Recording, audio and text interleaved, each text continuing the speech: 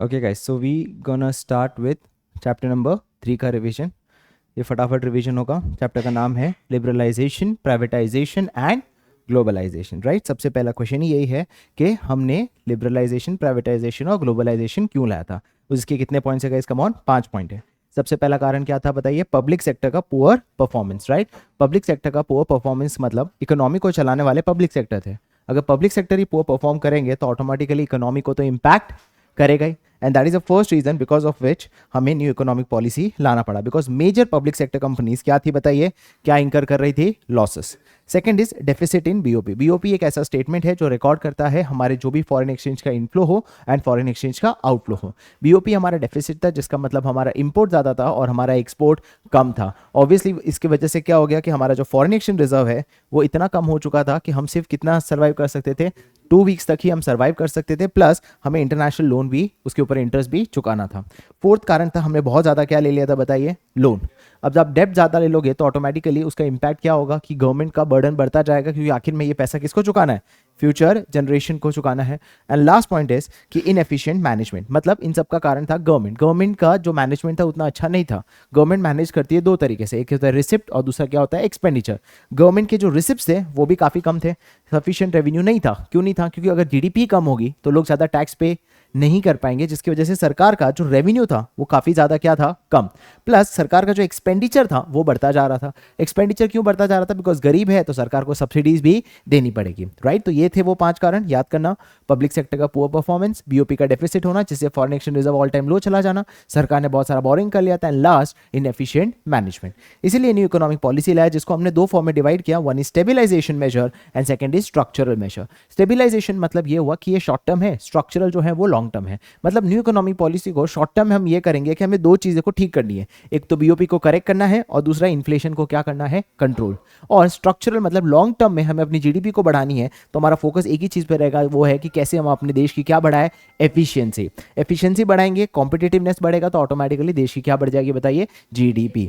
अगला पॉइंट है हमारा कि कौन से वो 3 इकोनॉमिक पॉलिसी थे। One was liberalization, second was privatization and third was globalization. Under liberalization कितने थे बताइए? 5 रिफॉर्म्स थे। देखो, लिबरलाइजेशन का मतलब है पॉलिसी को लिबरल करना, और पॉलिसी को लिबरल करते हुए हमारे पास 5 रिफॉर्म्स लाए थे। Industrial sector reforms, financial sector reforms, tax reforms, foreign exchange reforms and trade and investment policy reforms. तो ये 5 रिफॉर्म्स से इन 5 में से कोई भी एक आ सकता है। राइट, तो सबसे पहला हम करते हैं industrial sector reforms. Industrial sector reforms के अंदर कितने रिफॉर्म्स है? 5। पहला रिफॉर्म था इंडस्ट्रियल, सबसे पहली बात, पब्लिक सेक्टर के रोल को कम कर देना। पब्लिक सेक्टर के रोल को कम कर देना मतलब पहले 17 ऐसे सेक्टर थे जो सिर्फ पब्लिक सेक्टर के लिए थे, वो 17 से हो चुके हैं 8, और 8 से आज अब सिर्फ कितने रह चुके हैं?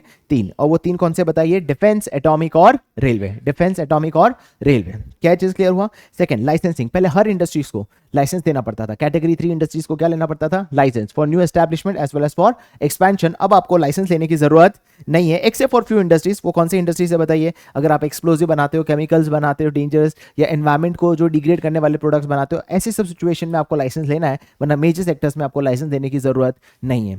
तीसरा बताइए, स्मॉल स्केल इंडस्ट्रीज को काव कमेटी के अंदर रिजर्वेशन था कि उनको सरकार की तरफ से प्रोटेक्शन मिलता था। अब कोई तरीके का प्रोटेक्शन सरकार की तरफ से मिलने वाला नहीं है। इसको कहते हैं D reservation of small scale industries. इसकी वजह से क्या हुआ कि अब उन्हें किससे कंपीट करना पड़ेगा? बड़ी इंडस्ट्रीज के साथ। And plus market forces price decide करेगी और गवर्नमेंट प्राइस डिसाइड नहीं करेगा। And the last is under MRTP act. MRTP का मतलब है monopoly restrictive trade practice act.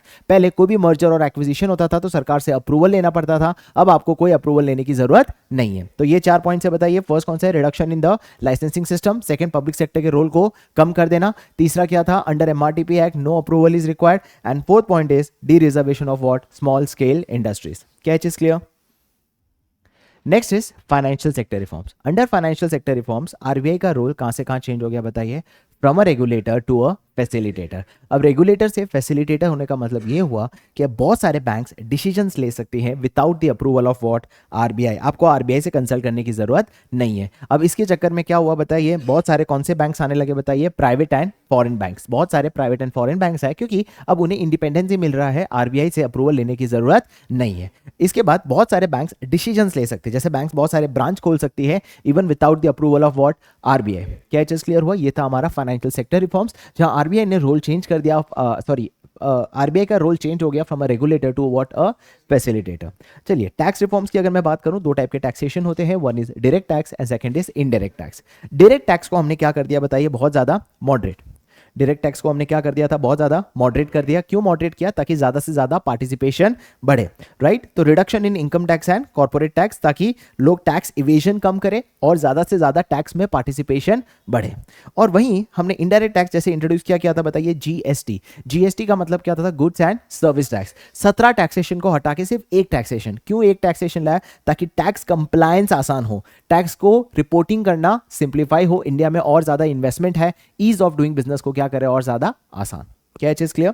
अगला जो रिफॉर्म्स है वो है फॉरेन एक्सचेंज रिफॉर्म्स। याद है फॉरेन एक्सचेंज में हमने क्या किया? हमने अपनी करेंसी को डी वैल्यू कर दिया। डी वैल्यू का मतलब जैसे पहले 1 यूएसडी 60 था, सरकार ने बोल दिया 1 USD is 80।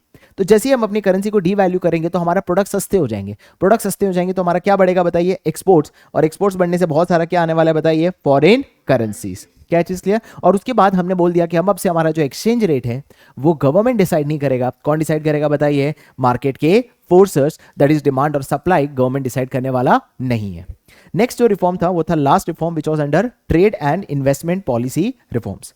Trade and investment policy reforms के अंदर हमने क्या किया? जो सिस्टम था टैरिफ एंड कोटा, वो सिस्टम को ही हटा दिया। तो क्वांटिटेटिव रिस्ट्रिक्शन जिसको बोलते हैं कोटा सिस्टम, वो हमने हटा दिया, राइट। एक्सपोर्ट ड्यूटी हमने हटा दी, इंपोर्ट ड्यूटी हमने हटा दी, और import relaxation of what? Import licensing system. मतलब लाइसेंस लेने के लिए अब आपको उतना टफ प्रोसीजर नहीं होगा, आपको इजीली लाइसेंस मिल जाएगा for with respect to export as well as with respect to import, right. तो चार चीजें क्या हुआ? Removal of quantitative restrictions, removal of export duty, removal of import duties, and last now licensing के लिए अब आपको ज्यादा अप्रूवल लेने की जरूरत नहीं है।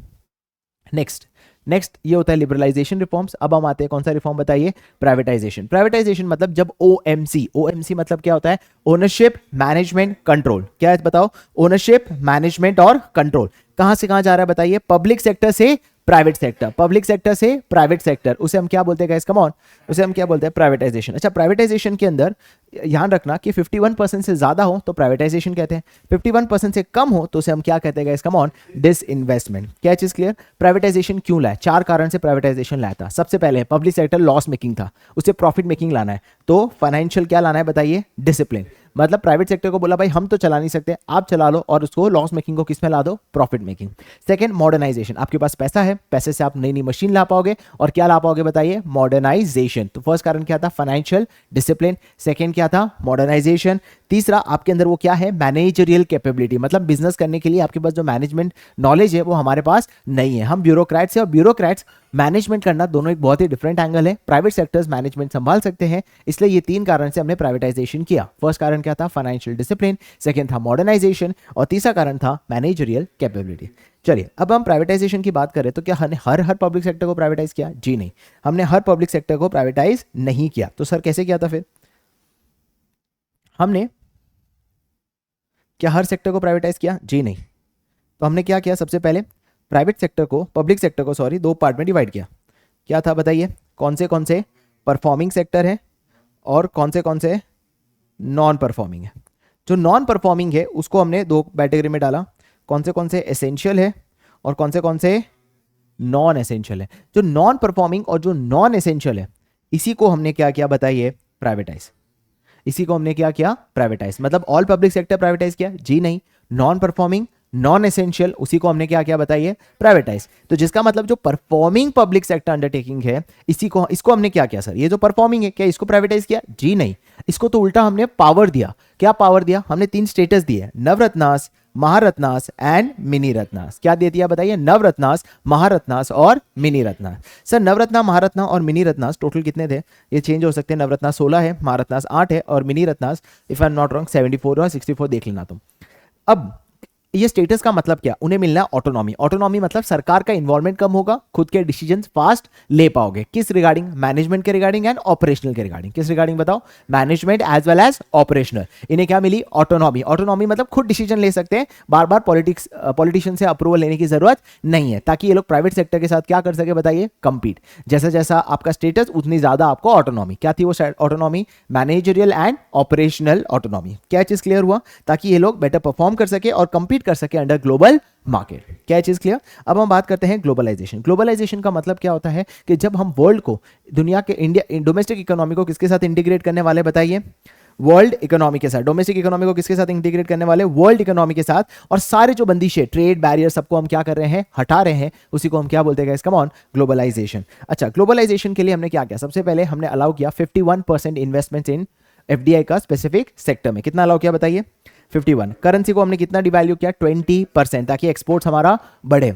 नेक्स्ट इज कि हमने करेंसी का जो कन्वर्टेबल है, पहले पार्शियली कन्वर्टेबल था, अब फुल्ली कन्वर्टेबल है, मतलब कोई रोक टोक नहीं है, आप जितना चाहे अपना पैसा यूएसडी में कन्वर्ट कर सकते हो। And the last is custom duty, जो पहले 200 से 250% हुआ करता था, उसको रिड्यूस करके हमने कहां तक ला दिया बताइए? सिर्फ और सिर्फ 10%, ताकि वर्ल्ड इकोनॉमी के साथ हमारी डोमेस्टिक इकोनॉमी क्या हो जाए? इंटीग्रेट हो जाए और कोई तरीके का बैरियर्स ना हो।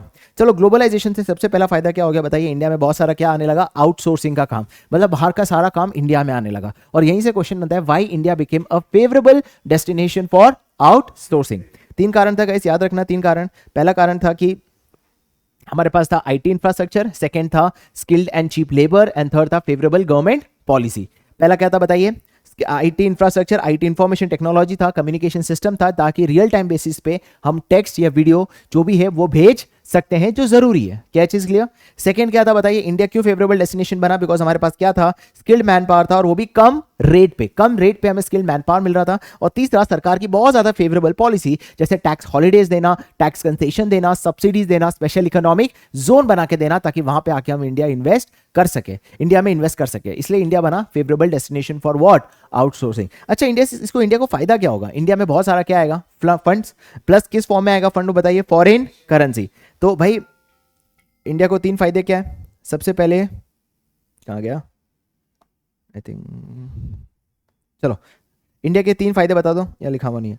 फर्स्ट क्या है? इंडिया बहुत सारा फॉरेन एक्सचेंज का इन्फ्लो आया। सेकंड क्या होगा भाई? इंडिया में एम्प्लॉयमेंट बढ़ेगा। और तीसरा, सिर्फ अब हम उन पे डिपेंडेंट नहीं है, वो भी हम पर डिपेंडेंट है। मतलब सिर्फ डेवलपिंग कंट्री उन पे डिपेंडेंट नहीं है, even the developed countries also dependent on us.